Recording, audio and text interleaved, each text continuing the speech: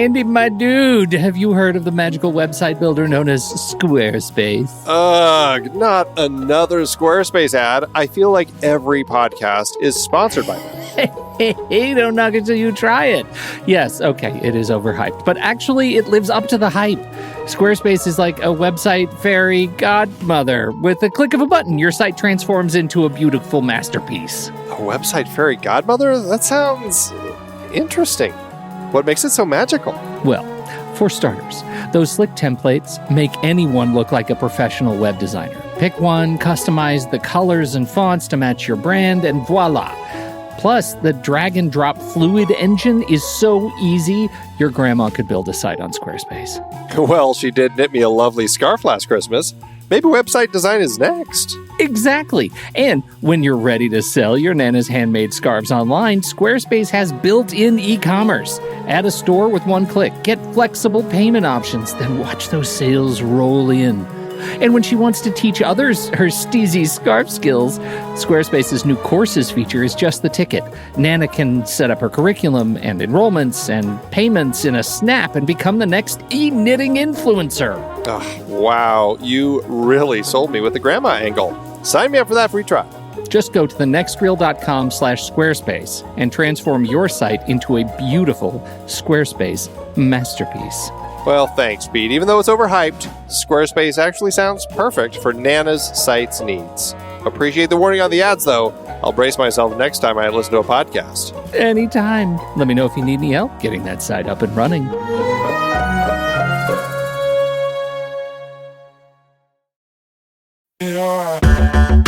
Andy, can you believe we've almost hit 700 episodes of The Next Reel?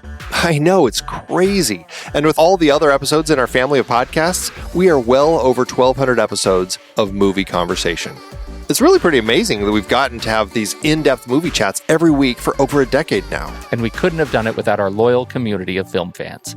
Their support over the years has meant so much. For sure. That reminds me, we should give the merch store a shout out. Buying shirts from thenextreel.com/merch is a great way listeners can continue to support the show. Plus, they get to sport our great designs. Absolutely. I think sometimes folks forget we have a variety of shirts, mugs, phone cases, and more available. In fact, a great place to start is with a shirt sporting the Next Reel's logo.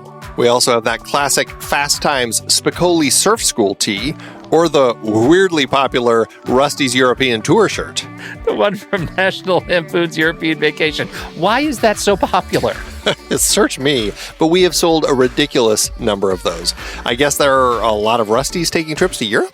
We're always adding new designs based on movies we've covered, like our brand new design for a streetcar named Desire, featuring a streetcar named Desire. So if you want to rep your love of TNR and films, head to thenextreel.com/merch. Every purchase helps us continue to have these weekly in-depth conversations. So visit thenextreel.com/merch today. And as always, thanks for listening and being a part of the Next Reel community. We've got lots more great movie chats coming your way. I'm Pete Wright. And I'm Andy Nelson. Welcome to The Next Reel. When the movie ends, our conversation begins. Parasite is over. Time for the free extermination. 부모님 얼굴도 뵙고 좋더라. 건강들 하시고. 일거리가 없으셔도. 네가 내 대신 얘 과외 선생님 좀 해줘라. 영어. 대학생인 척하라는 거야? 구라를 좀 치지 뭐. 넌 이 좋은 실력으로 왜 미대는 맨날 떨어지냐? 아이씨 죽을래. 저는 이게 위조나 범죄라고 생각하지 않아요. 참으로 시의적절하다. 부자들이 원래 참 잘 속아. 사모님이 뭐랄까. 풀타임으로 수업 어떻게 하시는지. Is it okay with you?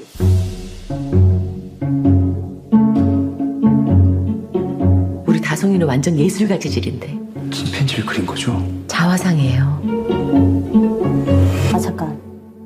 제시카 외동딸 일리노이 시카고 과선배는 김지모 그는 이사촌.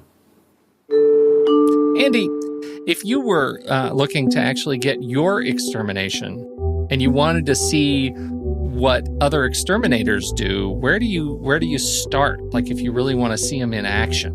I would head over to the Instagram.com/thenextreel. So they can see some exterminators in action.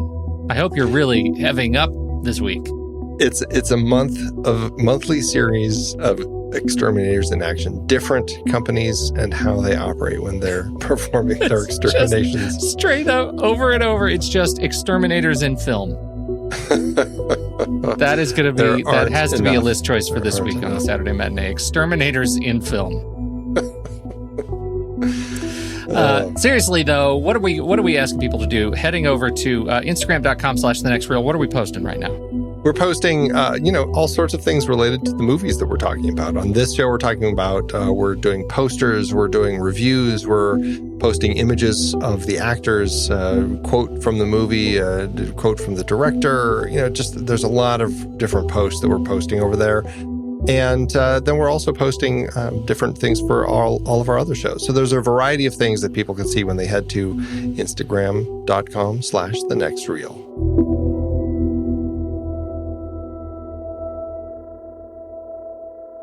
Parasite, Andy. Bong Joon-Ho. Oh, Director Bong. We're back. How I've missed you. Yeah, right? Oh, it's been too long. This is a relief that we actually are able to talk about this movie. It was one of my very favorite movies from last year. I love it. It's just cat's out of the bag. I love it. And it has been a hole filled with sorrow that after our Bong Joon-Ho series, we were not able to get this in more quickly. I am so glad that we have this excuse to get this in here in our Foreign Film Best Picture nominees series. Well, I feel like it's part of the reason that we ended up creating this series, just so we could find a way to work this one in. Exactly. But you know what? I'm glad we did, because we have talked about a lot of great films, and it was an interesting exploration to kind of watch through, as I did, all of the films nominated for Best Picture and Best Foreign Language Film, or in the case of this year, Best International Feature Film, for all of the years that films had been nominated for Best Picture. And so it was a really interesting exploration to just kind of see how things have changed from the early days of the Oscars up through now. Was this year, did 2019 mark any sort of substantial change in the awards landscape since, again, you watched them all? I don't know if I would say that it was like a big change in the awards landscape, but I would say that when you look at the films nominated specifically for Best Picture that happened to be foreign language films, this one is really kind of the first genre film, I guess I would call it, right? This is kind of a thriller is what we have here that happens to have a lot of themes about class and social structures. But I feel like there was a shift in kind of just the culture, and you see that quite a bit, how things fluctuate of what people are pushing for Best Picture. And just a few years before, The Shape of Water won. Mm-hmm. I just feel like there was this shift that kind of got us to this point where we had a really fascinating genre film that is the one that ended up taking home the prize. Bong Joon-Ho, he says that he never intended, and I think it might be lost in translation, that he never intends to create a propaganda film, he says. He says, I don't think about these kinds of issues as presented in this movie on a day-to-day basis. I think the issue of class surrounds us in our everyday lives. There are people we can see in our real lives. It was a very natural story to tell. He compares this to films like Us and Shoplifters, and he says we all live in this capitalistic system. This is what we see every day. Whatever class you're in, you're seeing it from that perspective. It's just an easy story to tell. What do you think? Is this a propaganda film? Well, I don't think it's propaganda, but I do think that it is something that he really enjoys telling stories that deal with class and structure, and the way that he brings these themes of kind of capitalism and such into what we've been seeing his output over the last few years. Like Snowpiercer was all about class. There was such an interesting class spread across that train. Okja was a really interesting one about capitalism and the whole industry of making food and that whole process. not to mention media and, political things. There's just a lot of interesting things going on in that one, which was, I would say, more of a flawed film, but still interesting. And then you get to this one, and I think that there is so much about the way that he plays with class structure and the whole idea of parasitism and just kind of creating this look of how people feed off of each other in different ways. And I found it to be, really smartly put together, but I would never say it's propaganda. I would say he is telling a really creative story by using these themes. He's blending it in, and it just makes the film that much better. But I don't think it's like intentionally just propaganda. In Korean, he says the word has a different connotation than it does in English-speaking countries. He said marketing really confused things. Because in Korean, the word jisengmol has a much darker, like riskier, more threatening term. If you look it up, and it's like, even I think a predator is one of the names or one of the definitions, and so I think that really does change kind of the way you look at the film. In English speaking countries, he said, everybody had seen who had seen The Host and knew my work thought that this was the sequel to The Host. I'm one of those people. When I first saw the trailer, I watched this thing, I was like, oh, they're hiding the monster. That's great. It's going to be a great surprise when I finally see the monster come up from the basement. And that was not the story I got at all. So I think it is fascinating how well this movie performed here, just in terms of being able to wade into the cultural zeitgeist of classism in film, and have such an interesting story to tell in terms of the title. Like you say that it's that the parasite can go both directions, and it's not just the poor family or the layers of poor families leeching off of the wealth above them.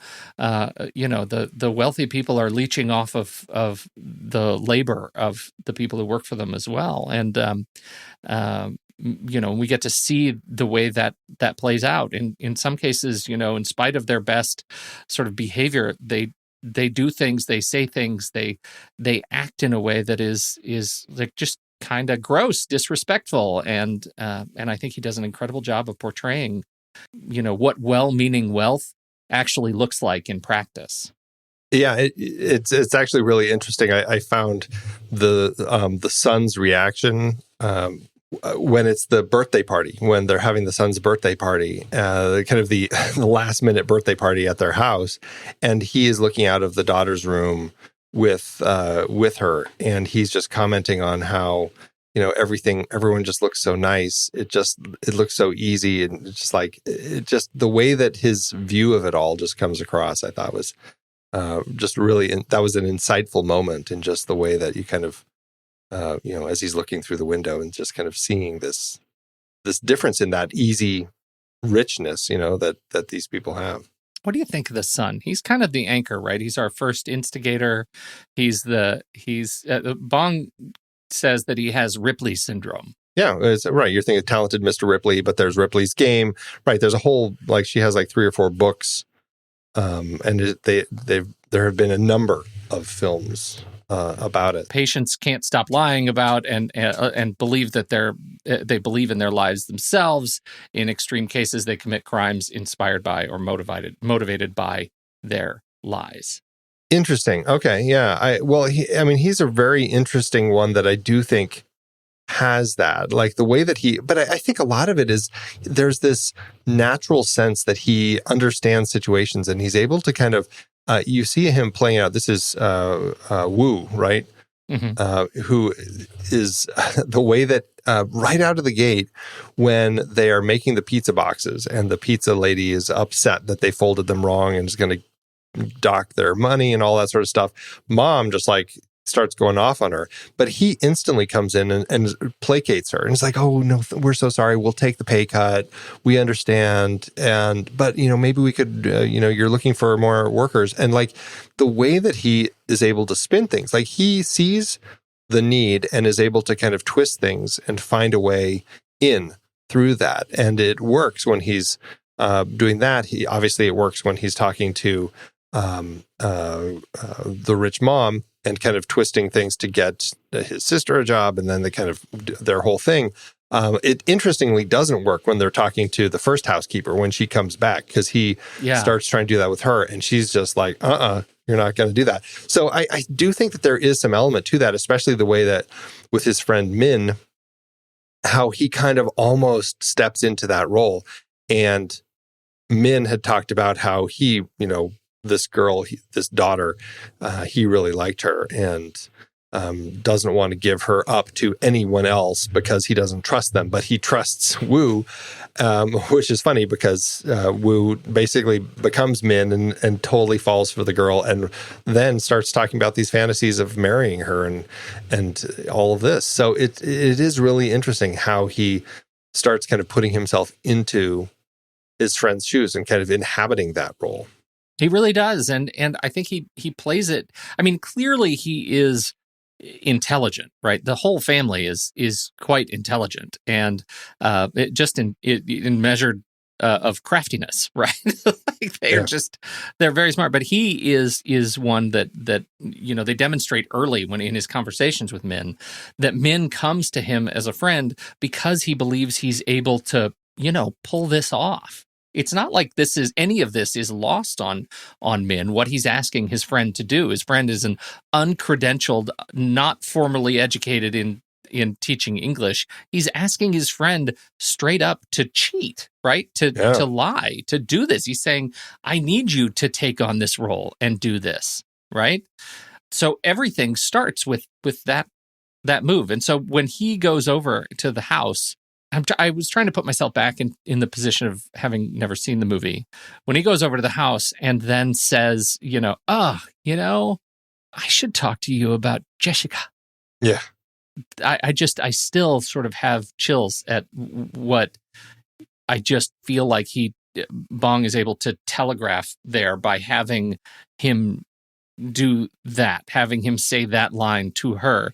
The entire film sort of unravels before you, right? Now I know, I have a sense of what's going to happen, this like nested doll of duplicity.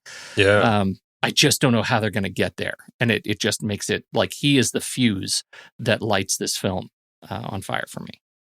And the way that it unfolds, I think that Bong is just a master at how he crafts that, and how it's just this constant role that you're just watching and you're just like, I can't believe that they're pulling this off. This is nuts.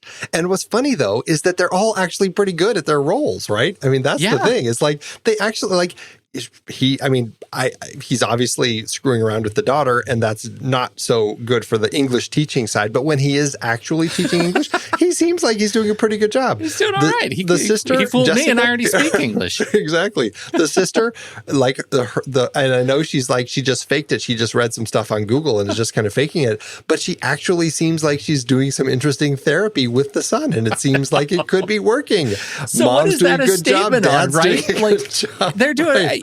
Dad. See, it's easier for me to look at Dad because he was for a time clearly a driver, right? He's demonstrably proficient in driving these cars and knowing the roads and all of that. So to have him kind of sneak in here and replace driver Yoon and actually do a good job at it wasn't a surprise to me. Like if they just could, act civil for a little while, they could have ridden this out, Well, and that's what's funny is it's like, other than the fact that they are creating situations in order to get like other people are fired so that they can get the jobs. I mean, there's really nothing wrong with getting his sister hired. I mean, she's doing a good job in the role. I mean, she's not, as I said, she's not somebody that is trained or anything, but she seems to be doing a good job. And what's interesting is that just like the whole idea of these people is like, they weren't born poor, right? Mom was like an Olympic athlete or something. Like she has her medal hanging up. She's a shot put person. Dad, they talked about businesses that they had run that had just fallen apart because of, that's how things go sometimes. Yeah. And it's the same conversation that the first housekeeper has with her husband who is in the bunker, how they also had a failed cake company. And it's just like they're just like the rich people. It's just life didn't go their way and they ended up where they are. And I find that to be really interesting. And here they are, like now, just because of the way society is, the society has put them in the basement. They're in the lowest possible apartment at the bottom of the longest stairs leading to, the sewer apartments. And they just have to live that way. And you can see how it's changed the way that they think and everything. Just they're looking for free internet. They're taking the whatever little jobs they can just to get stuff done. And I just find it really fascinating how they had the potential to be something more, and just the way things went, they didn't end up there. And then you have the rich family, and it's just like, mom is a dingling. She doesn't know how to do anything. And dad just happens to, he has had some success with his little innovations and stuff. And so they're just like living high in the hog. And mom is just able to kind of float through, just doing what she can to kind of fake taking care of everything. And so it's really interesting how they could, because of the way that the parasitic feeding happens, like they could all very easily end up in the other spots. It's just that they're not. It's really interesting. I love just how much of an advocate you are for the daughter's work as an art therapist. Because I think that your kids are on the right track. I think that wherever you put them, they're going to be fine. It is interesting though, and I think it makes me think about like what Bong is saying, if anything at all, about sort of the practice of at-home tutoring and, in this case, therapy. Like he straight up lampoons art therapy by having the mother and the daughter and the son in an extended scene have this conversation about the art that her son is doing, the self-portrait. Like they are, none of them are qualified to talk about any of this, and they talk about it so seriously. It is like it answers its own joke. Like it is hard. He is not taking this stuff seriously at all, and what we have in the mom and dad who demonstrate proficiency in their work, the kids do not have that. And I think there's a message there, that Bong is sending about just, what it means, what qualification is, what does it mean to actually be of service to someone else, and what does it require of you to be of service to someone else. And I find that so interesting because like they go to all this work to make him a fake diploma. Yeah. And then when he's there, mom's just like, oh, I don't even care about those things. And then later, dad, like, when I love when Song Kang-ho pulls out the business card and is like, oh, maybe I'll pass this to you and you can pretend that you found it to give to your wife for the quote, housekeeper company. Dad, he's the only thing that he cares about is like, oh, they must be a good company. This paper is really nice. I know. Really nice design. Like that's his sell for buying into the fact that this must be a good company. The superficiality, like lessons or observations on superficiality are rampant in here, and it's just wonderful. But then, in terms of artifacts, the artifact with the greatest sort of sense of history is introduced for us in the opening sort of sequence when we meet Min, right? When he brings the Scholar's Rock, the Susok, he brings into their house as a gift to them. And I've never quite been able to rationalize why this is something like this is an artifact of merit, right? This is an artifact of honor, right? These things have been around, created for the last 3,000 years, and they're great big ones, and there are little tiny ones, and then these that sit on the desk are the honorifics, good enough for scholars, right? The revered scholars.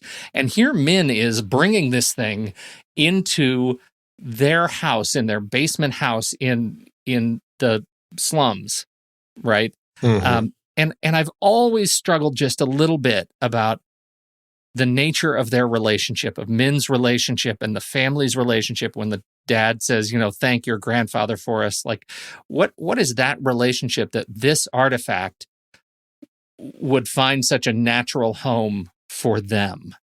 Well, and that's what I think is interesting, because clearly, and for me, it just sets up a really interesting backstory. And it's enough of a hint of the backstory. I don't need it all spelled out, but we get it. We get her Olympic time. We get the sense that they had been business people that just failed and stuff. And so I felt like they were people like that, I mean, there's an Olympian in the family. I feel like there's some status there, right?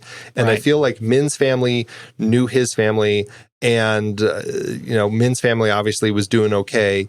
And I feel like when his grandfather was, when they had found that and stuff, it's just like, oh, give it to them. And I just like, maybe they knew that they had hit some troubled times and were like, this might be something that can help them turn it around and stuff. And so I felt like there was an interesting story there. And I really liked the fact that was in there because of that. It helped kind of, give me a little more sense of that world building without having to spell it all out. Well, and if you look at that rock as sort of the artifact of progress, right? Like if that thing means what it means, right? It's this just sort of honorific of achievement. And they say this is meant to promise wealth specifically. Yeah, right. And so he, that rock like moves through the story and eventually ends up at the Parks house and becomes the sort of liberating weapon that gets Bunker Boy out of the sub-basement, right? And turns the whole sort of final act of violence. And so it's just interesting that it moves from the grandfather as a symbol of achievement. It's given to the family in the sub-basement, and then, or in their tenement, and then it makes its way to someone that is even lower than them in status and becomes a key to help get him up back into the air again. And then at the very end, it ends up in the bottom of a creek. Bottom of a creek, right. Like, ultimate value, right? Yeah, right, exactly. It's just another rock in the bottom of a stream. Yeah. No, it's interesting the way that it does kind of flow. And that is something that I think Bong Joon-Ho is smart with, the way that he has elements like that that you can follow through the film, and the way that it moves through, and these items that become of import as they do move, and what they represent when certain people come into contact with them. I find that really interesting. And it's in a film that there are a lot of divisions, like a lot of lines drawn, sometimes quite literally, between classes. And I mean, certainly the Park dad talks about it all the time, about, he always comes close to crossing the line, but never quite does. He talks about that a lot in this film. It's an item that seems like it should be part of the Park family rather than the Kim family, right? It just seems like it has that place. So it's an interesting element in this whole story about crossing lines and stuff, and these different social classes. It seems like it's an interesting element that's with the wrong family. Totally. Bong Joon-Ho, when asked about, these kinds of symbols, codes and symbols, because we have the Morse code bit at the end, and he indicates that, I think the Scholar's Rock is one that's interesting to see. But then he says, if you follow the blade, the knife at the end, if you follow whose hands the knife ends up in, it connects to the theme of the film as well. There is one moment, says Bong, in the film where the knife breaks through boundaries. All I can figure out is that boundary is Mr. Park's chest. Well, but he creates these boundaries. Like if you watch the film, you'll see a lot of lines, often vertical lines between the different classes. Like the first time that I notice it is when the son comes to the house for his interview, and the housekeeper has to go wake mom up, who's kind of sleeping at the table outside. And he's looking out of the window, which is like a corner window. And the two pieces of glass have a seam between them. And the housekeeper's on the left, mom is on the right. And the housekeeper has to dart across the line real quick, clap her hands next to mom's head, and then back across the line real quick to kind of wake mom up. Really just clever moments like that. And so it does make me wonder, is there a point where we see the knife in someone's hand and it does go across from one side to the other? Because I'm assuming that he's meaning not just at the very end of the film when the knife is in play, but throughout the film. Because is it the same knife mom uses when she's cutting the meat to make the ramdon? I wonder. I was actually wondering that very thing. And until I read that quote, I hadn't gone back and traced the knife. So, because it is a lovely knife, a little Henkel's action, German treatment. And so I think it is a fascinating little trick. And when you watch the knife, I mean, it doesn't go anywhere after the end scene where it ends up in Mr. Park. But it does give us that opportunity as they come so close to one another. And I think that may be the first time in the film that they actually physically touch in the movie. Maybe not. Maybe earlier in the party, I think, when they're behind the bushes, we might have a physical moment of physical contact between the two. But I don't sparse. think so, because I feel like they're always. Well, maybe he does put his hand on his shoulder when he says, shoulder. Hey, don't forget, we're paying you overtime. Like that whole conversation that he has with him. It's possible that just and isn't that interesting that just on the cusp of having kind of a human conversation between the two, he says, "We're paying you. Please don't. Whatever you're about to do, like all the trappings of a relationship between you and me, it's artifice." Right. So, do your job. Yeah, we're paying you to be silly right now and do this whole routine. He also is perseverating Mr. Park on stench, on the smell of everything. And Bong makes an interesting point when he says that Bong says it's rare for rich and poor to be so close together to one another that they can smell one another. Right, which is, I think, a fascinating play on the theme of the way classes interact just in general, but the fact that the entire family, as they make their way climbing the ladder again, all has the same sort of stench, and that becomes a thread that the Parks are able to sort of pull on, I think is really fascinating. And it kind of culminates, at least it peaks, I'll say, in this sex scene, which is less an exercise in eroticism than it is in really hammering home the fact that this is rich body, poor body scent experience. And I think he's really playing with that here. As the child is outside in the rain, they're having a sexual encounter on their couch, and all three of the remaining poor family the Kim family, the Kim family are under the table. It is a incredibly threatening sequence, even though there isn't a whole lot of threat to it. And they're under the table having, all have additional inadequacy because of the fact that Mr. Park was just talking about how much, he smells, and that whole smell of old rags and that. When you boil a rag. When you boil a rag. And you have Dad just lying there under the table, like with his arm over his face, just kind of shamed. It's really powerful. And that paired with like that sex scene, which is, it's not about passion or love at all. It's about the two people just doing what they need to do to be pleased by the other. It's very do this for me. It's just like, it's a very selfish, two-way selfish. I'd like you to continue to describe it for us. But that's the end of that. Woo. Yeah. No, it plays really interestingly the way that that whole moment does, as they're just laying there with their son on in his teepee outside. As an element, though, it's amazing in the way that it demonstrates how just sort of social horror works, right? It's a great example as they try to sneak out, in the dark and they're dodging kind of the conversations and lights and flashlights and trying to get in and out of this of the garage is it's expert.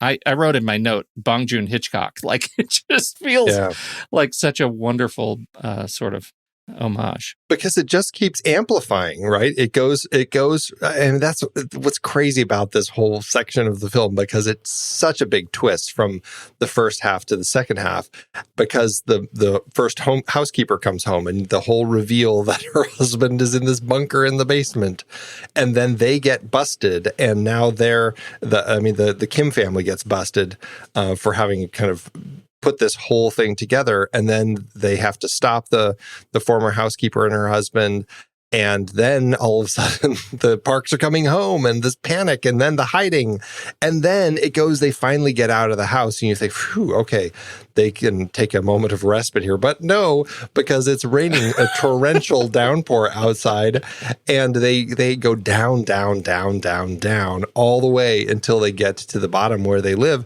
and it's flooding, and it's sewage just bursting out of the sewers everywhere. And it's just revolting as you watch what is happening here. It just keeps going, and it doesn't give you a break until finally they have that moment in the gym where they have to go find a kind of a just protection from the elements because their place has been destroyed. Yeah. And it's just, that conversation that Dad has with his son about, never make plans. Never make plans. Yeah. It's like, wow, this just went so downhill.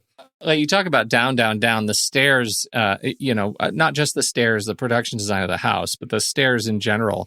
That journey home is extraordinary. Like, the sheer number of stairs and the massive, like, maze of stairs that these people they know so well, right? As they're watching the water come down past the feet, there's some wonderful close-up shots of Woo as he's, looking down at his feet and watching the water rush down the stairs.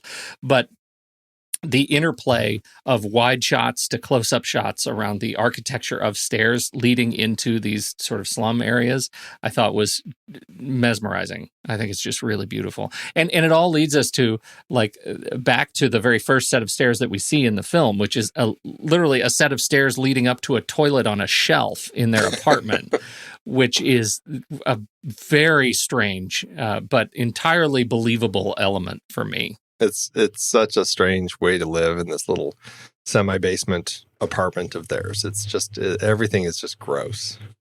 What do you make of the resolution, if any, for the Park family? Because the way we leave it, the husband, Mr. Park, is dead, I think. Presumably dead. You could argue that, that Kevin was presumably dead too, but he turns out to not be dead. So maybe Dad is alive as well. I don't know. Yeah. I wonder because it just sort of moves on, and then we're back with the Kim family, just as we were in the beginning. And we don't get a lot of payoff or lack thereof with the Park family. And so I wonder, does it matter? Yeah, well, I suppose not, because largely this film is about the Kim family. We're following them from the beginning, and even when we get to their trial at the end, there are no members of the Park family in the courtroom. It's just mom and son. Those are the only two.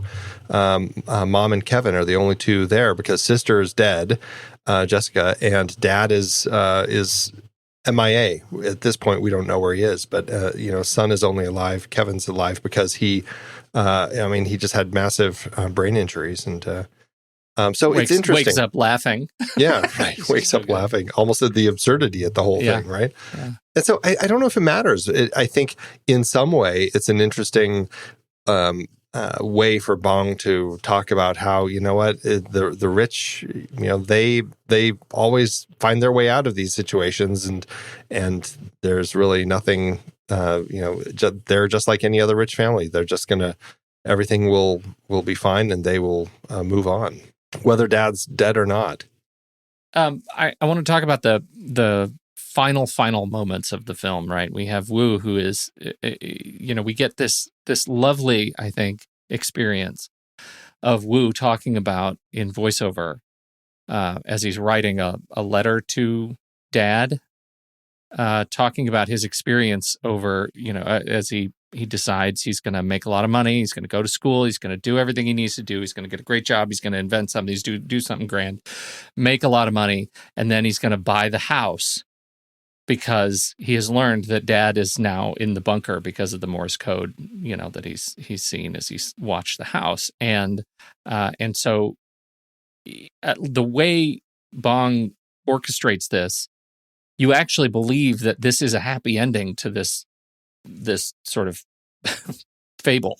And then it's very much not. It turns out it's a massive time compression at the end, and we come back and we discover that Woo is actually just writing a letter talking about what he's going to do, and that even though we've seen it all play out, it hasn't played out yet as the film ends. What'd that leave you feeling like at the end of the movie? I just thought it was brilliant. I mean, I think it was the perfect ending for this film. It doesn't leave it on that happy note where, he's able to, finally do all of this so that he can reunite with his father, and find his way to, he's climbed this mountaintop to the other side, and he's now living the life of the rich. And it was such an interesting fantasy, especially because they were talking about their fantasies earlier about how, he was going to marry the girl and all this sort of stuff, as they would kind of go through all that. Here he is. It's all of this is just this fantasy, like this idea that he's painted in his head. And then it kind of fades to black with them happily reuniting in the backyard. And then the black tilts down and you see that he's just in the basement. And it's like, oh, that was perfect, because it's like so many things in their life. Like he's spinning this story that he wants you to believe, going back to that whole Ripley syndrome. He's spinning this story, but it's never going to actually be anything that will happen. I've read some reviews of this film that said, I love the open-ended kind of nature of the end, right? That there is this, at least there is a sign of hope that maybe he will be able to do this. Whether you look at the film as one that is sort of an optimistic, climb out of destitution vibe, or if it's, pessimistic. But I love this bit from Bong, who actually wrote the final the first closing song, and it was performed actually by Woo, and it's called "A Glass of Soju." But the original title of the song was 564 years, which represented, quote, the number of years Woo would have to work to be able to afford that house as it plays out in his fantasy. So if there was any confusion as to what Bong thought about how long it would take to free his dad for Woo to free his dad, let that be the answer. His dad will be long dead, and Woo is incapable of doing it. That's really depressing. But it really is like a 1% song, right? It's like, you're gonna have to figure out how to become one of the 1%. And let's just tell you, there's not really movement, into the 1%. No. I suppose there could be some movement out of it, as if people make fools of the way that they're living and stuff. But moving into the 1% is a very tricky thing to do. You want to talk a little bit about getting it made? I think that this is one of those stories that Bong had kind of been feeling around with for a while because of his, his passion for the different worlds, right? Kind of the whole idea of the wealthy versus the not. And I think it's something that he had had an idea with, I want to say, around the time he was working on Snowpiercer, which makes sense because that film is largely about the same thing. I think it's funny, actually, you bring up Snowpiercer and him doing that, because this movie sort of answers what happens when Snowpiercer stops. Like this is where the first stop might be, at their house, because it's where they might live. It's funny. Bong was actually, when he was young, he tutored for rich families, and he essentially was Woo, right? And would go to the house and he would tutor and teach, and he talks about his experience of opening the gates to a wealthy home on a hill, right? And watching the way the sun kind of shines through the gates, and he said it's fascinating to me the way at-home tutoring as an industry in South Korea, in modern South Korea, is the only context in which like truly wealthy and poor get close enough to one another, like get this close to one another as demonstrated in the film. This is it, because every other opportunity for rich and poor to come together, it's usually some sort of consumer service, like there'll be a counter in between you, right? And so, but this is sitting down at a table. You have the poor sort of acting as a tutor in the homes of the wealthy, and that very much modeled his experience. The way he says it, I was fired after 2 months, so he didn't do very well at it. But this movie is quite representative of his experience, and hence we have it. Well, and I heard also that there's a 1960 Korean film called The Housemaid that he referenced and was influenced by as well, because that is in a similar story. Middle-class family stability is threatened when a disruptive housekeeper arrives and creates quite some conflict. So that's something. And then also there is a relatively famous murder of some employers by their maids that happened in France in the 30s. That was another source of inspiration. So clearly he had some things in the world that he was referencing. But I think it strikes me as perfect that when he was making Snowpiercer is when he really had latched onto all of this. Yeah, it's funny, like that message at the end of the movie, there's this whole like, Mr. Park, you have so much power, but here I have this knife in your chest. Like you have all this power, but you didn't have a knife. So, right. Like, what a horrifyingly realistic commentary. Got to talk about this house, though. Yes. What do you think of this house? Well, it's just brilliant the way that Bong Joon-Ho designed it, because it was totally designed specifically for this film, but designed in such a way that he could get the shots that he wanted. And as we already talked about, have these dividing lines between people from the different classes, be able to see all the different people that he wanted to see. And it feels very much like the stark type of house that you see a number of really wealthy people living in, because there's something about kind of that stark design that speaks to kind of a wealthier feel. Yeah, it's like modern Asia meets Scandinavian chic, Yeah, like, something, yeah. Yeah, it's amazing. It was a totally fake house. Lots of ways to demonstrate eavesdropping. To hear him talk about it, he says, I am my production designer, and I said, this is what I want for this house. And the production designer would take all of our notes and go meet with an architect. We had a team of architects to help him build a house. And the architects never fail, would come back and say, what kind of idiot would design a house this way? So I remember walking out of this movie thinking, God, this house is amazing. I would love to live there. And then I read these stories about how really it's a film it's a house that exists bespoke for film. Like, you would not want to live here. And because I think the realities of living in a house like this would be tricky.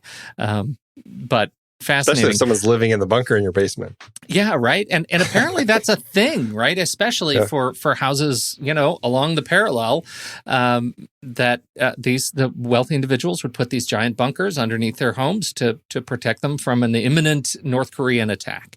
And so, you have these sort of pretty recent artifacts of political, cultural turmoil that still exist and are still around. So check for our Korean listeners, you may want to start pushing on some bookshelves and checking your bunkers. You may have a bunker buddy. Well, I just think it's really interesting because clearly it's a thing, and it's not just a Korean thing. I mean, obviously, it makes sense in context of how they describe it in this film. But I mean, we've talked about Panic Room. We know that there are people who just have these fears and they build these protective places in case of situations that come up. And so I do find it interesting. And I think even going back into, just certain mentalities in the world right now where you have people who have their own, kind of safe places to go in case something happens. I feel like there is a mentality that leads to that. Well, of course there is, Andy. And we haven't even started talking about that hit Brendan Fraser vehicle Blast from the Past, Andy, that celebrates the good Brendan Fraser living 35 years in a bunker right in middle America after fears of nuclear fallout. Brendan Fraser. No, that has not. Alicia Silverstone. Yes. Oh, I'm familiar. I've never seen it, but I'm familiar. Christopher Walken. Yeah. I watched that movie on my wedding night. Wow. Yeah. Not sure. Yep. Well, you should admit that to people. No, it's out there now. Yeah. Yes, there is. Yep. Yep. Married 21 years this year. Somehow it has continued started after with that. Blast from the Past. Can I move away from the house for a minute and just talk about Ramadan? You can try. Yes, we need a whole Ramadan segment. Oh, Andy. I just have to say, this film got me so fascinated with Ramadan. And I should have found that link, but there's some chef who does YouTube videos about cooking and did a whole thing, and we can find it and probably put it in the show notes, who did a whole thing about making Ramadan. And he made it the way they do in the movie with that really, really expensive cut of meat, which I found really interesting that was another way to symbolize kind of the division between the rich and the poor, because Ramadan, or as they call it, chapaghetti, in the movie, is basically a really cheap meal. It's chapaghetti and niyoguri, two different, it's like a ramen and an udon noodle meals mixed together. And then they add this cut of beef that is one of the most expensive cuts of beef that you can get into it. And so it's taking like this cheap college type of food that you buy like 99 cents per pack with this really expensive meat, and you mix it together, or at least in the movie, they mix it together. And that was just another really interesting kind of way to kind of show the divisions between things and the way that these worlds collide. But I will say, while not using a cut of beef as expensive as the movie did, we did make this. Like we found that recipe video that the guy did on YouTube. And it is like one of our favorite things now, like making Ramadan is just so stinking good. And if it wasn't so spicy, I think that my wife and kids would probably eat it more often. We have to make less spicy versions of it. But I freaking love it. It's so good. And if you can get the actual chapaghetti and niyoguri, like the movie, we ordered them from Amazon, but you can also just buy different ramen and udon noodle packs from the store and just mix those together. It's really good. Just, you can throw stuff in it. It just is a wonderful meal. The video is Binging with Babish, Ramadan from Parasite, where he talks about the bougie beef, and it is beautiful. It's a beautiful video, first of all. You should really, really go watch it. But it's in regular rotation in our house too. It seems ridiculous that we come back from the store with a bunch of ramen noodles and udon noodles, and we make it with fish now too. We'll put we'll get fresh shrimp, and we'll put them on there, and we'll clean them, and we'll dress it up and do we'll do all kinds of fun things with it. But it is much more a noodle dish than a soup. So you think of ramen as kind of a cup of soup kind of thing. No, you're using the highly condensed boil that water broth. right off. Yeah, right. And it's really good. It's super good. Yeah. Glad you brought that up. Can't believe we forgot. Well, now I'm going to have to make Ramadan for lunch today. It's already on, because we do the food rotation at our house, and my son's meal that he picked that he's going to make for us for this week is Ramadan, Andy, this week. Nice. Yeah. I need to get my kids doing that for me. They eat ramen all the time. I will say this really did start a ramen love for them, where they'll make that as their go-to meal. So I just need to get the udon mixed in more often. Yeah, perfect. Do we want to talk about any of the cast a little bit? I know Song Kang-ho popped up quite a number of times in our Bong Joon-Ho series. He's one of our favorites, and I think we've actually been talking about maybe down the road doing a Song Kang-ho series, because he's been in a lot of other great films, even outside of the work of Bong Joon-ho. He looks pretty beaten up in this movie. He looks like the years have had their way with him. But Andy, he was born in 1968. Yeah. Right. That's not much earlier than you and me. That's really not. I know. He's just, but I think that's the perfect thing for him. And, I will say, I think Bong Joon-ho likes using him in that way, because I feel like his role here and his role in The Host, I feel like that character feels very similar. Like the really downtrodden, the parent. It feels very much the same. So.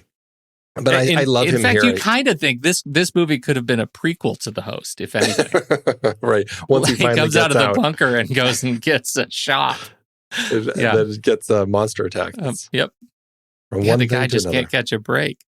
Right. That's Poor Dad, and he's paired with Rich Dad, played by Sun Kyung Lee.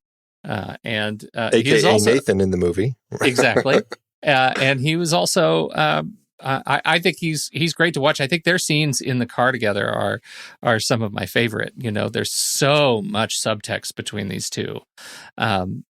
Spoken not just out of like the sort of circumspection, but reverence. Right, early in the film when he's getting to know Kang-ho, he's getting to know kind of how his history and he's driven for all these years and the car drives itself and he's just watching him as he's executing turns without spilling his tea. Those little sequences between the two of them, I think, are really special. He plays that role just spot on perfect. Yeah. I think he clearly is having a lot of fun in it. It's great to watch. Ye Jin-jang as Poor Mom plays Chong-suk. And she's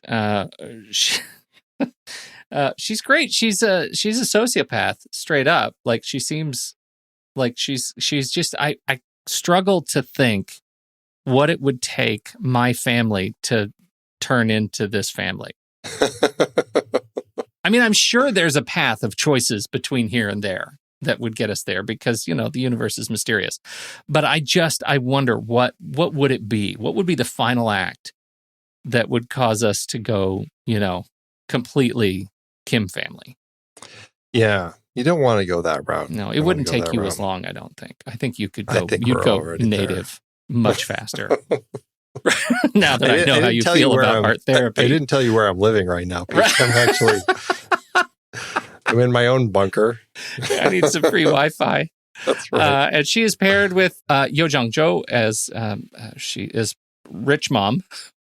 Yep. I got the whole rich dad, poor dad. Yeah.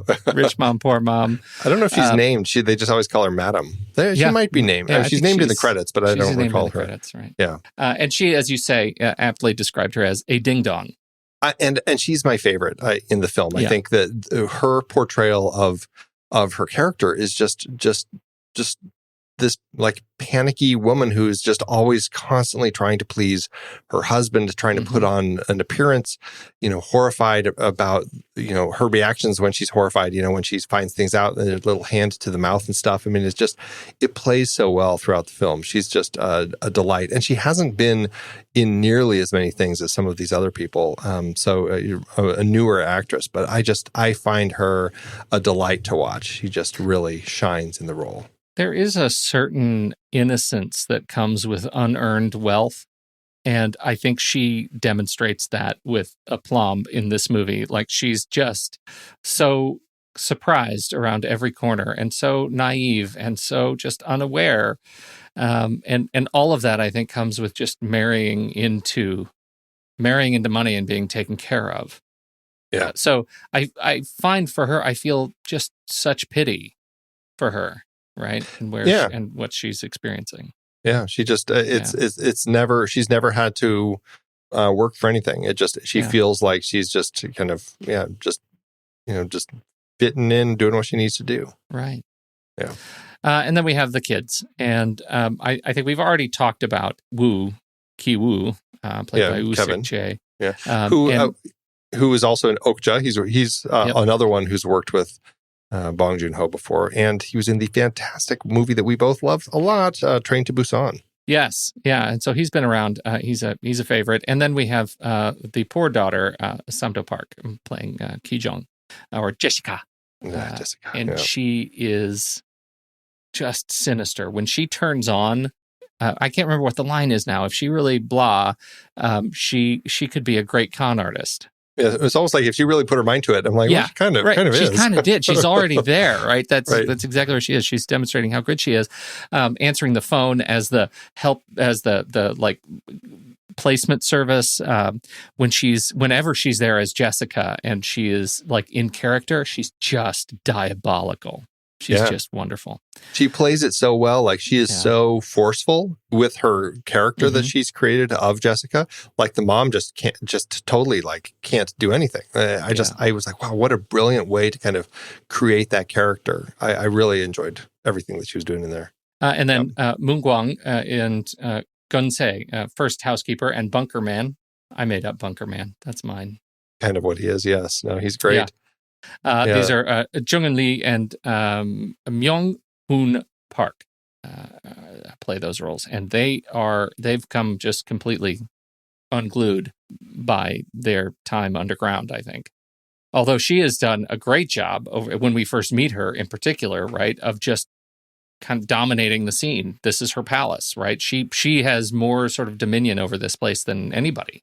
Yeah. The way that she's kind of, I feel that's what happens a lot with watching stories that deal with the help. You know, you have the one who kind of is like, they seem like they're really the ones who are kind of running everything, you know? Yeah. And so she really does that. And that's what's so interesting is when she gets thrown out, the way that she has to kind of, one, she comes to the call box and is just so desperate, and it's pouring rain, and she just is like, it's amazing how her character was like just completely shifted there. She's so desperate and pleading, and in the basement when they're in the bunker like that, and then she's also so pleading. But man, as soon as she catches them, like as soon as they fall, she is so smart. And that's what's so interesting is she is the cunning one, just like they are. She's just as parasitic. She pulls her phone out and starts filming right away so that she can prove she has that way to kind of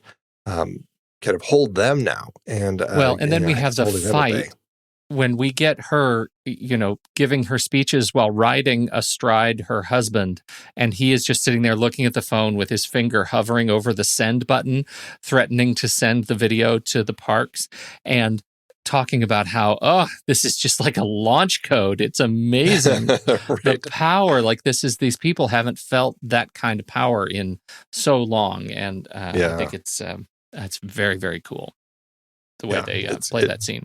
Yeah, it's interesting. The cast is so full of so many rich characters that stand out to me. I mean, I think for me, the standouts for me would be Song Kang-ho on one side. I think it would be the mom, Jo Rich Mom or Poor Mom. Rich Mom Jo Yo Jung, the rich mom. And then I think the two housekeeper, or the housekeeper and her husband, like I find those four characters just so, I don't know. Because then Kevin and Jessica, like I don't know, they're really, it's a solid cast there. It's an amazing cast. It really is a great cast. Hong Kyung-pyo is behind the camera, as much his as it is Bong Joon-Ho, activist sort of filmmaking, and beautiful execution in incredible sets. Worked with Bong Joon-Ho on Snowpiercer, on Mother. I think that may be it. Just those two films, and but has done a lot of other really great films like The Wailing and Burning. So has done some strong work. You want to talk about the music? The soundtrack, the music is just amazing. It was really kind of disappointing to see that the music didn't get an Oscar nomination with so many others. I think that the music just worked so effectively throughout the film. It has this wonderful sense. It worked really well for me. It feels like a Trent Reznor, Atticus Ross with just a little bit less electronica. Like there's a lot of of that sort of tonal repetition just for long stretches that makes it it really heightens tension. With very simple repeating patterns. It's lovely and scary. And had also done the music on Okja. I don't have much memory of that. I don't either. I don't remember the score, but obviously somebody that Bong likes working with.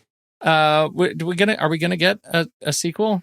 We are, theoretically. I know that there had been, it was in process with HBO doing a limited series, kind of like what they did with Watchmen. Adam McKay, of all people, started working with Bong as executive producers on a limited series. It was in early development. I don't know if it completely kind of hit a wall because of COVID, if it's going to come back. I just don't know what the situation is right now. But it was going to be called Parasite. And according to Bong Joon-Ho, it was it was exploring stories that happen in between the sequences in the film. That's interesting. So it is interesting. And it makes me think that, okay, so it is the same characters then.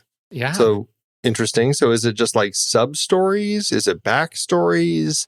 Do we get to go with Mr. Park and see his fantastic inventions at work? Get a little bit of insight of what he does? Who knows what he does? Maybe he was behind Okja. Yeah. All right. Well, that could be a very interesting. I kind of hope it does. Like, I think that would be a really interesting way to approach this title. And we would have a parasitic cinematic universe. Right.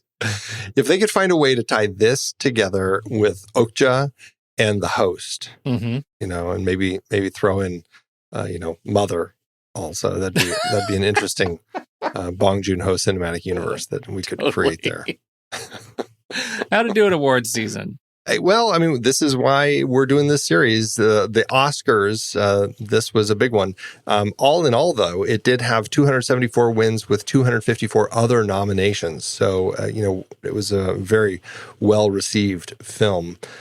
At the Oscars, as I said, I mean, it is why we're here. This is when they named they switched the Best Foreign Language Film category to Best International Feature Film. But it did win in that category, beating Les Miserables, not the Victor Hugo classic, but a different take by Lodge Lee. Corpus Christi, Honeyland, Pain and Glory. Really, really strong year of films. And, I'm glad to see Parasite win, but I mean, I would put almost all of those up there as very strong competition. But at Best Picture, this was, they upped the number to a possible 10. I don't think they've ever hit it. This was 9 films nominated for Best Picture. There was this, 1917, Ford v. Ferrari, Jojo Rabbit, Joker, Little Women, Marriage Story, Once Upon a Time in Hollywood, and The Irishman. And this film did make history by becoming the first international film to win the Best Picture category, beating out all those other ones. And it was also, just as a side note, it was the first time since 1955 and the third time overall that a film that won Best Picture also had won the Palme d'Or at Cannes that year. Interesting. Yeah. Bong Joon-Ho won Best Director. He was actually the 4th Asian to be nominated and the 2nd to win, following Ang Lee. The screenplay won, and it was the first time an international picture won Best Screenplay since 2003's Talk to Her. And production design, it was nominated but lost to Once Upon a Time in Hollywood. Best editing was nominated but lost to Ford v. Ferrari. Can I just say, I can't believe that production design loss. That's the one that of all of these, that's the one that hurts. It does hurt quite a bit. I mean, I get it. Once Upon a Time in Hollywood did a really spectacular recreation of that period in LA and the surrounding areas. So I definitely get it, but I would also pick this, and just really spectacular when you see what they did. Over at the SAG Awards, this won for the outstanding performance by a cast in a motion picture, which is kind of their best picture. It was actually the first non-English film to win in the category, beating out Bombshell, Once Upon a Time in Hollywood, Jojo Rabbit, and The Irishman. And it was only the second time that a non-English language film had been nominated since Life is Beautiful. Bong Joon-Ho handled himself much better at the Oscars, by the way. Oh, than Roberto Benigni. Roberto Benigni, yeah. Yes, a little bit. No jumping on chairs. And then last but not least, at the Grand Bell Awards, which are South Korea's big film awards, it did win Best Picture, Best Director, Best Supporting Actress, Lee Jong-un, and Best Screenplay and Best Music. And the other nominations, Song Kang-ho was nominated for Best Actor, but lost to Lee Byung-hun in Ashfall. Best Supporting Actor, Park Myung-hoon lost to Jin Seong-kyu in Extreme Job. Best Cinematography lost to The Battle, Roar to Victory. Best Editing lost to Exit. Best Art Direction lost to Forbidden Dream. And Best Lighting, which is an interesting category, lost to Ashfall. I'm curious to check out some of these movies now. I don't know enough about them, but... Does it feel like you didn't do all of your job? Because you watched all of these other movies in the Oscars, but you didn't watch every movie in the Golden Bell Awards? I didn't watch all film. It had 274 wins, 254 other nominations. I failed because I didn't watch all the other films that it was up against in every category. That's right. I feel like I fixed a do-over. Got some work to do, yeah. We got to do it again. We'll re-record this episode in a few years after I completed that. Just so you know, though, Ashfall. This is Ashfall. Stagnant since 1903 at an elevation of 2,744 meters, a volcano erupts on the mythical and majestic Baekdu Mountain. There you go. A volcano movie. 모두에게 사랑을 나누고 싶습니다. You know what that was? I have no idea what you're doing. That's what it would have sounded. Did you hear that? Yeah, it sounded very sleepy. It sounded like sleepy Korean. That's what Bong Joon-Ho would have sounded like had he gotten up at the awards and said, I want to make love to all of you.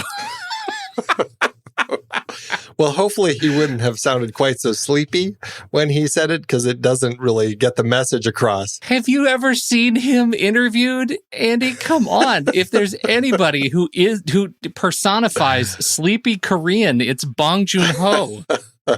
He is very subdued. Yeah, All I don't right. think he's quite that subdued. How did it do at the box office? Well, Bong's budget for his film was 20.5 billion won, which is about $11.8 million. What? Tell me more about Bong's budget. I can't. Oh, shut it. The film premiered at Cannes a few weeks before opening in South Korea on May 30th, 2019, where it did incredibly well, becoming one of the country's top 5 films of the year. It had its U.S. release October 11th, 2019, opposite The Addams Family, the animated version, Gemini Man, Jexi, and The Sky is Pink. It opened in spot 14 and only on 3 screens, but it had a ridiculously high per-screen average of almost $43,000. It was another slow burn at the box office. The film eventually hit spot 7 right after the Oscars. It went on to earn $53.4 million domestically and $211.2 million internationally, including $71 million just from South Korea alone, giving it a total gross of $264.5 million and an adjusted profit per finished minute of $1.9 million. In context of the whole film series, this film had the highest gross of them all, though Life is Beautiful beats it when adjusted in today's dollars. Still, this film's profit-to-cost ratio is the highest, so at least we have that. One last thing as a point of interest, though. While this film has the highest gross in this series, it is not the highest grossing foreign language film. In fact, it comes in spot 23 on that list. The vast majority are from China, with the number 1 highest grossing non-English language film to be Wolf Warrior 2, certainly something we need to add to our list at some point. Absolutely. In fact, in the top 25, only 7 films aren't from China or Hong Kong, and only 1 is from the US. Do you have any guesses as to what that one film could be? Wait, have we talked about it? We haven't. It's a US-made film that is in a foreign language. The only one now that I can think of is Think Mel Gibson. Apocalypto? Before that, this led him to Apocalypto. The Christ? Jesus the Christ? Passion of the Christ. The Passion of the Christ. Passion of the Christ. Passion of the Christ. I didn't hear you. Yes. I was a big fan. Big fan. That's a tough one. That's it is a tough watch, but it is on this list. It is actually number 4. Wow. Largely Number in 4. Aramaic, Latin, and Hebrew. That's right. That's right. There it is. Fascinating. Okay. Well, I got to tell you, I'm glad we got this movie on here. I can't, I hear you say those numbers and then you say it opened opposite Gemini Man, which in my head still hasn't actually opened. Oh, well, it's funny because that's an Ang Lee film, and it's we didn't. It just, I don't know. I feel like Ang Lee's turn in his career was kind of a strange one. But did you see it? No, but that's the thing. It's like I need to go watch his movies now. Yes. I need to check them out, and just so I can say, did he fall off the wagon, or have I just kind of stopped watching his stuff for some reason? But, Yep. I don't know. That's right. I'm curious. Yeah. All right. I'm so glad that we talked about this movie. I can't believe it only came out in October of last year, because that feels like this movie has been. I've watched it 7 or 8 times, just since I've owned it, because I enjoy showing it to people who haven't seen it, and so I'm thrilled that we finally have it on our list. And now we actually... It's a film that is very fun to talk about. There's so much stuff going on. This is the sort of movie that would actually make a good Movies by Minute show, because I feel like every minute there's just so much juicy content. Parasite by Minute. Mm-hmm. I almost regret that you said that out loud. Let's. Why don't we take it to the mat? Let's do it. Head over to flickchart.com/thenextreel. You'll see all the movies we've talked about on this show. If you swipe over in your show notes and you tap the word Flickchart, it'll take you over to this film in the Flickchart catalog where you can add it to your list and see how it stands up against ours. First up, Parasite or Il Postino, the Postman. Parasite. Parasite. Parasite or Time Crimes. Parasite. Parasite. Parasite or Up in the Air. Parasite. Parasite. Parasite or Children of Men. Parasite. Man, we're getting tough here, though. Children of Men.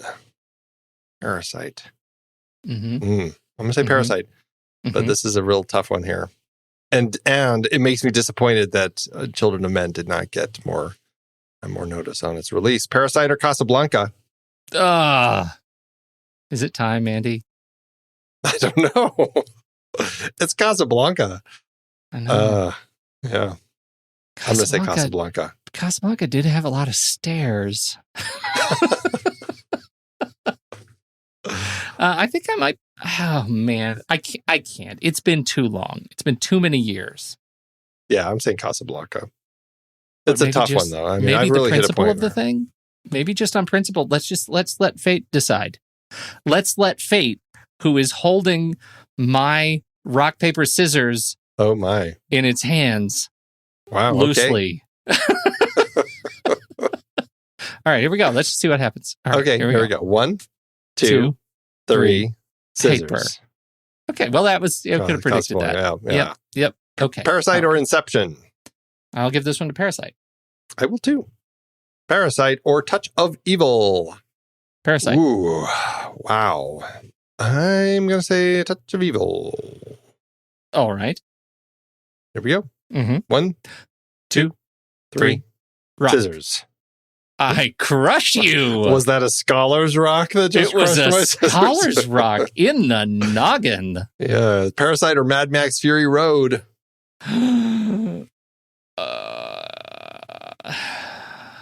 Well, I'm a little bit cursed because I just watched Mad Max on the big screen and it was so beautiful. Yeah. I think I might go Parasite. I am having such a hard time with all of these. I'm going to say Mad Max Fury Road, but I am likely wrong. I don't know that there's I don't know that there's wrong. Let's do it again. Okay, 1, 2, 3. Scissors. Rock. Scissors. Okay. I haven't learned my lesson. I was just going to say, I think I just decoded. I decoded what I was like 6 weeks of you saying only scissors and me being confused about why I keep losing. Well, that puts Parasite in spot 16 on our chart. 16 out of 470 films. That leaves it pretty high. It's at a 97%. Oh, Andy. So if you had such a hard time just doing it against our 400 films, how'd you do on your own list out of 4 million? It was tough. Weirdly, it landed at 97% as well for me. Really? So I must feel like it ends up just in this spot very perfectly. 97%, it's 114 out of 4,479. So. Mine came in higher than yours. Mine came in at 19 out of 1467. That's a 99%. And just out of curiosity, like it's below Jaws. Like that's the next one on the list. It's yeah. So it's great. I feel really good about that. And it makes it, if I go by the algorithm predictably for letterboxd.com/thenextreel, it should be a 5-star film. And it is a 5-star film with a heart. Absolutely. 5 stars and a heart for me too. Yeah. Completely. Yep. So that did it, Andy. This was an epic series. And it had such weight and gravitas. 10 films for this particular series. And we had done the 11th one back as a listener's choice way back. And so now we've covered all 11 of these. And I have to say, it was a real thrill to kind of look at these and to see the interesting shift in the way that that voters in the Academy kind of think about international films. When are they going to get in as a Best Picture nomination, not just a foreign language film? nomination. And then now, 2019, when are they going to finally win? And to kind of hit this point with this film, and you see the culmination of where all of this started back in 1937 before they even had the category. It's been a really interesting journey. And I mean, as somebody who has watched all the films nominated in those years for Best Picture and Best Foreign Language Film, it's really interesting to kind of look at just kind of what films were up and kind of the mentalities and the way that kind of the zeitgeist was really influencing that. So it was a really fascinating journey. I'm glad that we had this as a series. I think it was a really a fun one to go on. Well, I'm glad you had the opportunity to do that. And I'm glad I got to watch you do it from a safe distance. Well, I'll tell you, there are some real bad films that got nominated that it was painful to watch. So, yeah. But for the most part, I had a really good time looking at them. Well, I think it's safe to say that we're not going to have that problem with our next series. No, we are jumping into, Jaws we've talked about before, and I think otherwise it would have been kind of the defining point of this particular series. But there are so many that fit in, and so it's a fun one because we're doing aquatic killers. This is going to be a fun one to finish out our October and kind of feel the remains of kind of the horror movie month, as so many people like it to be, and then just kind of ride that for a little bit. So we're going to be watching 6 different movies about 6 different types of animals that are killing in the deep. I have only one regret about it, and that is that the name of the series ended up as Aquatic Killers, because there were too many different aquatic killers that we wanted to capture, because our original plan had the title Crikey, Crocs and Snakes! ! And I think that is a delightful series title, and I miss it. To just clarify, that was a very specific series that was going to be reviewing all the films of the Lake Placid and Anaconda franchises, which I'm going to tell you, I like these personal challenges for these different things. And as part of our Aquatic Killers series that we're doing here, I'm really hoping to go through all of the Lake Placid and Anaconda films while we go through this series. So, it will be an interesting exploration. I probably won't watch them until after I have seen the first films again. But once I do, we'll start plowing through the other 8. I may regret the choices, but when the movie ends, our conversation begins.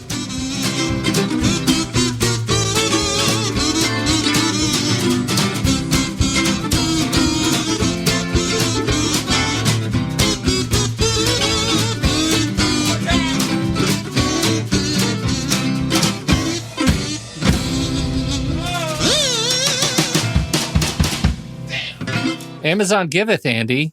As Amazon always doeth. Well, it does for you, but I went with the kids again because I just love kids. You want to go first? You want me to go first? Who talks first? Well, you go at this time. All right. I think I went first last time. I do have a 5-star, even though I have a 5-star. There are no 1-star reviews by the kids. The kids love Bong.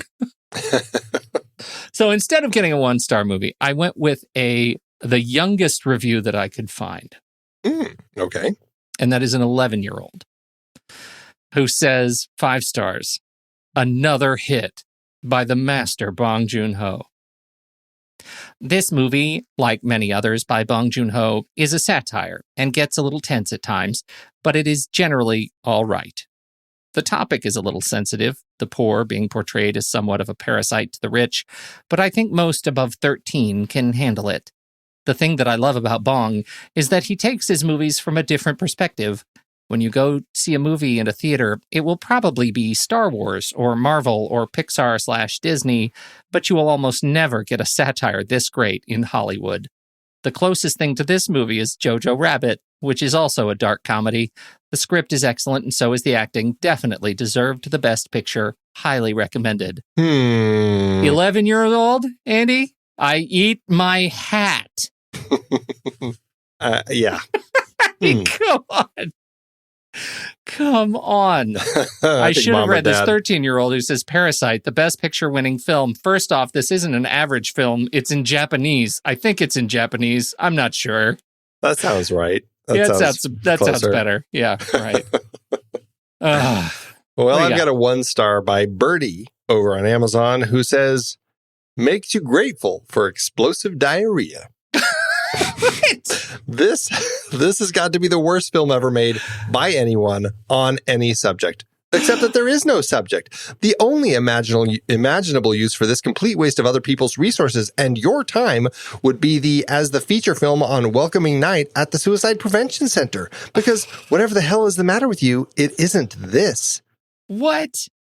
Birdie's review is very all over the place. And as Sheila points out in the comments, this doesn't even make sense. And then T. Hitchcock says, what the heck are you referring to here? And then Jan Kuntz said, you had me at explosive diarrhea. What? Yeah. But then Needle Guy, I'd rather projectile explosive diarrhea all over the floor than try to sit through this snooze fest again. Terrible movie. So What is everybody doing with explosive body functions? that I am very curious about. I'm not sure what Birdie is referring to, but apparently Birdie found it grateful, made Birdie grateful for explosive diarrhea. Well, I don't So care there you for go. it. There you go. No. Thanks, Amazon. It's hard to believe we have been having in-depth weekly conversations about movies since 2011. You're telling me producing this show week after week is so much fun, but it does require a lot of work behind the scenes. If you'd like to help support our efforts, one easy way is by using our Originals page when shopping for books and movies that we've covered. Your purchase is made through our links. Give us a small commission at no extra cost to you and allow us to keep having these great discussions. We covered a lot of great movies that were adapted from other material in Season 10. Our Originals page at thenextreel.com/originals is where listeners can purchase the source material behind all our adapted film discussions. It helps support the show at no extra cost when you buy through our links. In our foreign language Best Picture nominees series, we looked at several adaptations, including Z, The Postman Il Postino, Crouching Tiger, Hidden Dragon, and Letters from Iwo Jima. We hit the high seas with In the Heart of the Sea from Nathaniel Philbrick's nonfiction book for our Aquatic Killers series. Definitely a weaker entry in that series. I bet the book is better. Oh, me too. Member bonus episodes featured adaptations like Gone Girl, The Russia House, Ivanhoe, The Hot Rock, The Big Heat, and Naked Lunch. Oliver Stone brought not just original stories, but also adaptations like Conan the Barbarian, Scarface, Year of the Dragon, 8 Million Ways to Die, Talk Radio, and Born on the 4th of July. Mary Herron's disturbingly insightful American Psycho was adapted from the Bret Easton Ellis book. You like Huey Lewis in the News? Oh my God, it even has a watermark. And of course, more Stephen King with The Mist, The Green Mile, and The Shawshank Redemption for our King a la Darabont series. Find links to all of these books and more adapted films on our Originals page. That's thenextreel.com/originals. Every purchase supports our show. Get the full list of books that we've talked about and start your next read today at thenextreel.com/originals.